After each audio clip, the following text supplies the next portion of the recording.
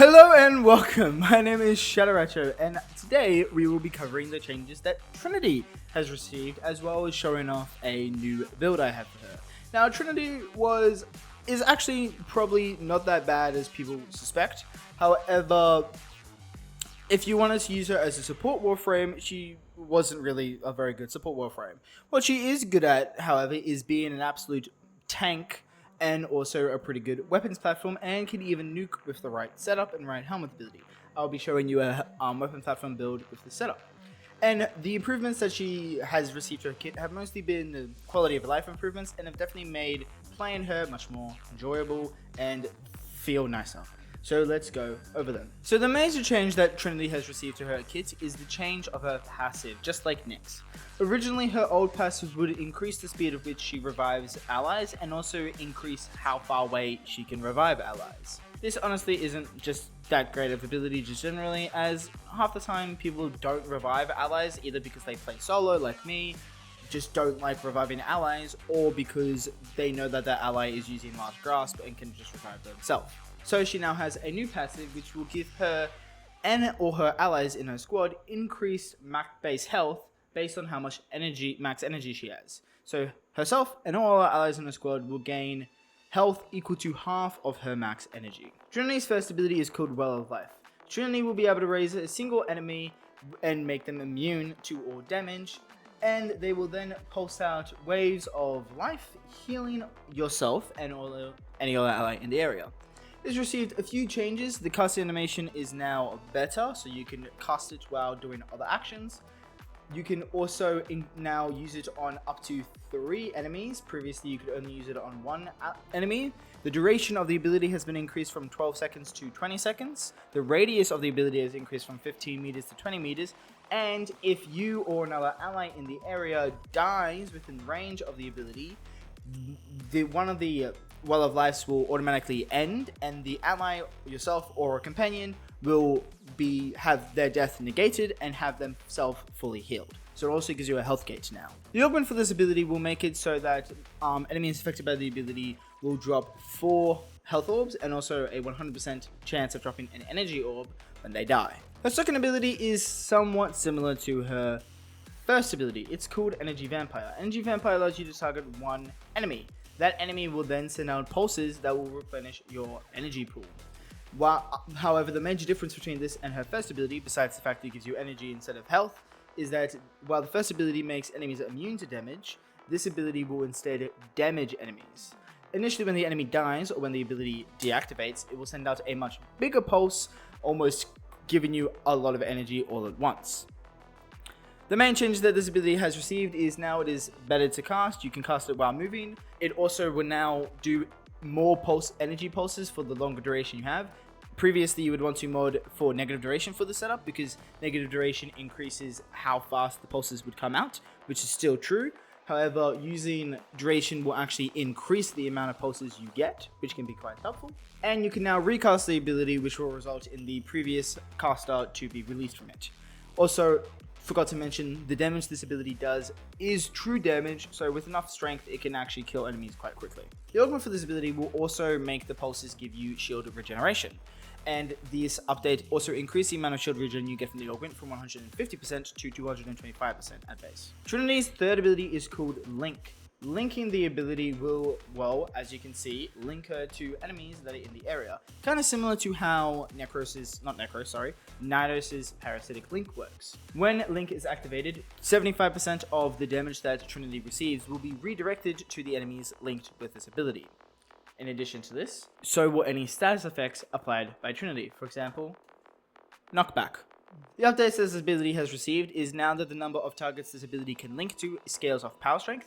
Previously, it was fixed at 3. Now it is 3 at base, and it will increase with power strength. The duration of the ability has also been increased from 12 seconds at base to 20 seconds. And you can also recast the ability when it is already activated, which will refresh its timer.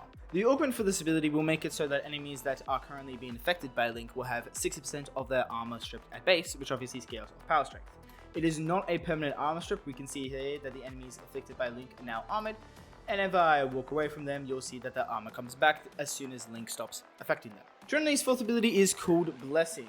Blessing will Number 1, restore your shields. Number 2, restore your health. And number 3, give you a up to 75% damage reduction for yourself and also any other ally affected by this ability. Casting the ability will restore your health and shields and won't restore them over the duration of the ability. But the ability's duration is how long you will keep the damage reduction that the ability also gives you. The changes that this ability has received is that now its base duration has gone from 10 seconds to 15 seconds. Additionally, the damage reduction from the ability will persist when casting the ability, which didn't happen before. What that means is if you still have the ability activated and you recast it, you would lose your damage reduction during the casting animation, and even that small amount of loss of damage reduction could be terrible, especially into higher level missions. The augment for this ability will give you, and only you, a crit chance buff, which is additive with mods, and the crit chance buff scales all the way up to 350%, and it isn't affected by strength. The way it works is that the buff will build based on how much percent you heal yourself or allies. It will not build from healing shields, it will only build from healing health. And it will stack. So if you activate it once and you only get, say, 50% from it, and activate it again, it will stack further on and keep stacking on upon itself. Additionally, casting the 4th ability will refresh the duration of the augment. And the augment's duration is double that of the base ability. Originally, the duration of this the augment was 12 seconds, which was still more than Trinity's 10 seconds at base back then, but now it is 30 seconds, and Trinity's Blessing's damage reduction duration is only 15 seconds, so the augment's duration is now double of what the normal ability does. So now that you're familiar with Trinity's kit, let's get into the idea I have for this build. So this is a weapon platform build using her augment for her 3rd ability to armor strip enemies, as well as giving us that 75% damage redirection. And we will be using Blessing for shield regeneration, as it is a shield tank build, as well as its augment for the extra crit chance and also the 75% damage reduction. With the damage reduction from Link, Blessing, as well as the base 50% damage reduction you get natively on shields, you will end up with a total damage reduction of around 96.88%. Now, the Helminth we are using for this build is a bit of an interesting one. It is actually called Parasitic Armor. The way it works is you will sacrifice all your shields in order to give yourself armor. Now, you're probably wondering why I'm using this Helminth, especially because I said this is a shield tank setup. Well, the easiest way to explain why I'm using this is to actually explain how we start a mission. So the fundamental flaw with Champion's Blessing, which is Trinity's augment for her 4th ability, which gives you the crit chance buff, is that it gives you the crit chance buff based on how much percent you heal yourself. And since Trinity now has a passive that gives her extra health, these two things don't kind of work well together, because in the past you could just have less health, and taking a small amount of damage towards less health would mean a higher amount of percentage healed than taking that same amount of damage to all health, because it means you heal yourself by less percent. This isn't as much of an issue if you were playing public, depending on who you're playing with and what kind of builds they're playing with, because it also works on the amount of health you heal allies. So if your allies are also taking a good bit of damage to their health, and when you heal them, it will also increase the amount of crit chance you get back for yourself. But at the same time, if your allies are shield tanking or shield gating and aren't really taking damage to their health, you could run into big issues, because what I'm about to show you, which is my workaround for this issue, won't work in a public match. Meaning, this build could work better in public, but it could also not work at all in public, so do be mindful of that. Basically, what my workaround is I'm just going to stand in one spot, not attack enemies, and let them shoot me. And I'm just going to cast my 4th ability to stop myself from dying, so I could heal myself, and also build up my crit chance until it's at its peak, 350%, and then I'm going to go around killing enemies.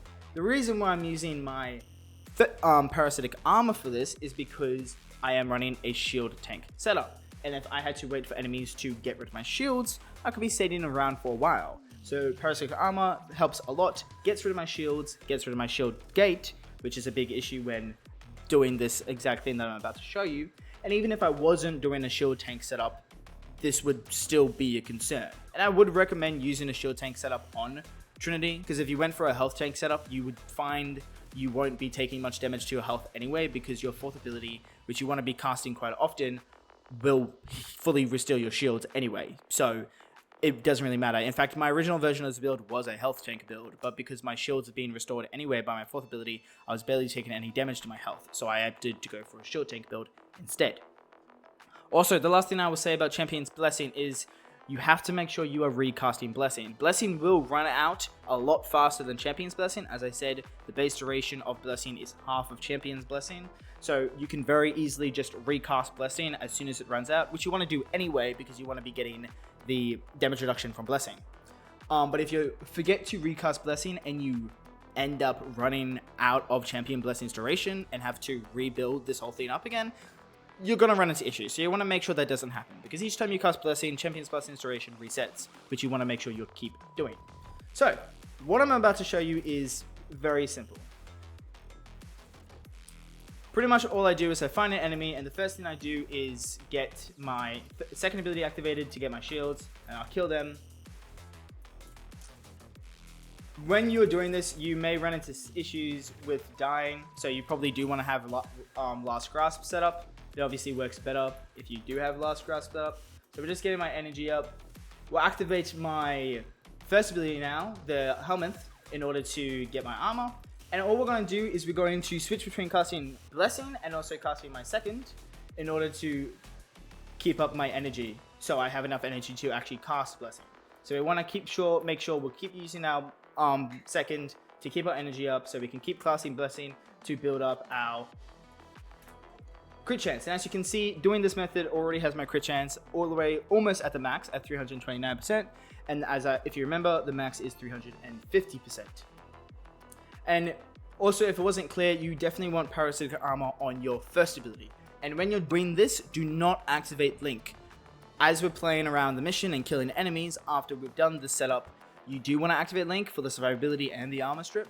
But during this, don't activate Link because it could result in accidentally killing enemies, and also which could drop health orbs, healing you, which you don't want because you want Blessing to heal you.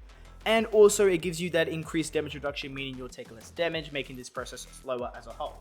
But I'm almost set up now. I've almost taken enough damage. I can deactivate my first ability, giving back my shields. We can cast Blessing to fully get my shields back, just like that. I have all the crit chance I need, and now all I have to do is run around. I can cast my second enemies whenever I need energy, and I just have to cast Link and cast Blessing here and there just to refresh them, not only to keep my crit chance, but also to keep my damage reduction and the armor stripping that I'm getting from enemies, and just run around, killing enemies, and enjoy the red crit madness that you are doing. So now that I understand how this build works and how it's set up, and also considered some of the flaws about the build, let's talk about the build itself. We are using Combat Discipline as the Aura mod, which we are then obviously tying in with Arcane Avenger. The reason why we're doing this is not to build Champion's Blessing. Obviously, we're not killing enemies while we're just sitting there taking damage from enemies, so Combat Discipline won't activate anyway. But Combat Discipline and Arcane Avenger is still going to synergize well to give us even that extra bit of crit chance, which is an absolute crit chance buff, meaning it's a flat number applied after mods. And since Blessing is healing us anyway while it's also reselling our shields, we may as well use it. We then have Malt Augmented in the other Arcane slot for the extra power strength. This is mostly for Link. You don't need a lot of power strength for the damage reduction from Blessing or for the armor strip from Link, but you do want to have more power strength for the extra enemies that you can tether to. With my base power strength, I can tether to 7 enemies, but Malt Augmented maxed out, I can tether to 9 enemies, which means I will be armor stripping enemies much more effectively. We do have Prime Redirection. Like I said, this is a shield tank setup.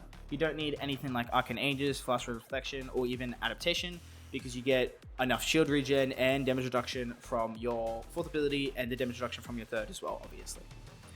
Then we had Blind Rage, Umbral Intensify, along with Augmented, as I already mentioned, for our power strength. We have our 2 augments, Abiding Link, Champion's Blessing, Primed Flow for the energy economy, and Narrow-Minded for the duration, because we want to make Champion's Blessing's duration as long as possible so we don't run out, and also just to increase the general duration of both Link and Blessing. We have Running Stretch just to offset the negative effects of Narrow-Minded a bit, I was running it without stretch originally, which is fine if you want to go that route, but you only get the damage reduction as well as the status immunity from Link as long as it is tethered to enemies. And with a off-rank narrow-minded with no range mods, you'll only have an 8-meter range on Link, whereas with Stretch you get that 17-meter range, so you won't have your knockback resistance or your damage reduction. And knockback resistance is very important for my setup specifically, as I am using an AoE weapon. You don't have to, but I am. I would recommend using Prime Sure-Footed regardless of Link, just in case you do end up not being tethered to an enemy and get knocked back, because it's quite annoying and can get you killed. I was lazy and didn't want to former her too much, so I don't have it on, but I am using Yunaru for its knockback resistance for that reason. So with my weapon, I am using the Kuvarema as it is one of my personal faves. You don't have to use Kuvarema, you could use whatever weapon you want, it's totally up to you, but I will still go over the Kuvarema build so you have kind of an idea of what you want to go for. I am using Galvanized Chamber for the multi-shot, we have Crit Delay for the crit chance, crit damage from Vital Sense, we have even more multi-shot from Augmented, we have our faction mod, our fire rate, and for extra fire rate, and we're also using Vigilant Surprise. Kuvarema only has 5 ammo, so you definitely want ammo mutation, otherwise you will run out of ammo. And we also have Primed Firestorm for the extra AoE range increase to increase our damage further. And obviously Primary Merciless is for our base damage. My Kuvarema has Toxic through the Lich system, so I modded on Primed Cryo Rounds to give it viral, and since I was going up against the Orokin, so this is a raw damage viral setup since Orokin are weak to viral. For the companion, you can honestly go for many different options. I honestly went for the Nautilus because I didn't want to do anything that could heal me, so I wasn't going to use something like my Pensive Profiler as it uses Hunter Recovery, so it could heal me. I also wasn't using Diriga, I thought wouldn't have the range to really pair with it when it comes to priming. Death Cube I didn't need for the energy economy from my second thing, but you honestly could run whatever companion you want. I just went for Nautilus for the grouping it offers because honestly your companion is kind of a flex slot with this build, which is kind of a weird thing to say. But my Nautilus build is as follows. We do have Guardian for that extra bit of survivability for as it will completely restore our shields if they do get depleted. This is a shield tank build, meaning which will work very well with it, especially because we'll get that extra long shield gate duration. We have Manifold Bond to reduce the cooldowns of our precepts, Momentumous Bond to lower the respawn timer of Nautilus if it does die, as it will lower it by 18 seconds every time we kill an Xmas unit. Calculator Redirection and Enhanced Vitality for the companion's basic survivability. Cordon is Nautilus specific preset mod that groups enemies together.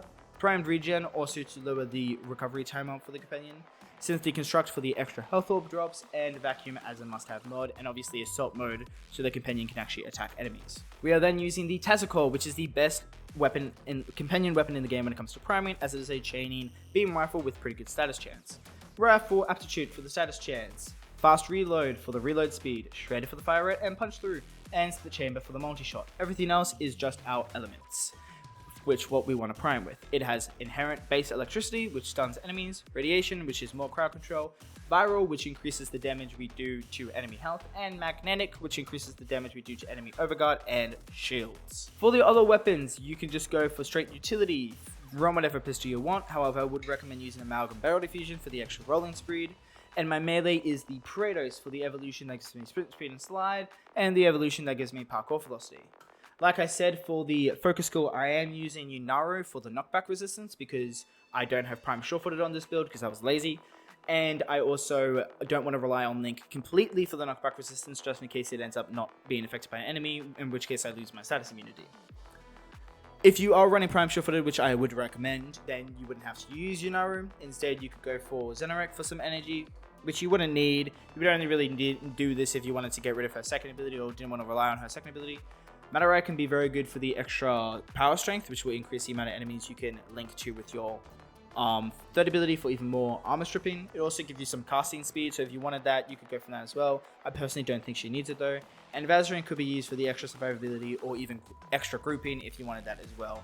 Naramon's not useful here because it's not a quick attack melee build. As Champion Blessing only works for primary and secondary weapons, it does not work for melees. Anyway, that is the build. I hope you enjoyed it, and if you did, maybe give me a like, a subscribe, maybe give me a comment. Feel free to give me any build Warframe suggestions that you would like me to make a build for. I'm happy to do that. And if you're enjoying the Warframe 99 update, go check out my Sato 9 build and also my Nyx rework build, which I have already covered and already released, and you can feel happy to check them out. Since I've done the 3 big builds for this update, being Nyx, Sato 9, and Trinity, I'll probably take a step back, figure out whatever my next video is going to be, and release that when it comes around. I'm not sure what it'll be yet, but I'm sure it'll be something great. Anyway, until next time, bye bye!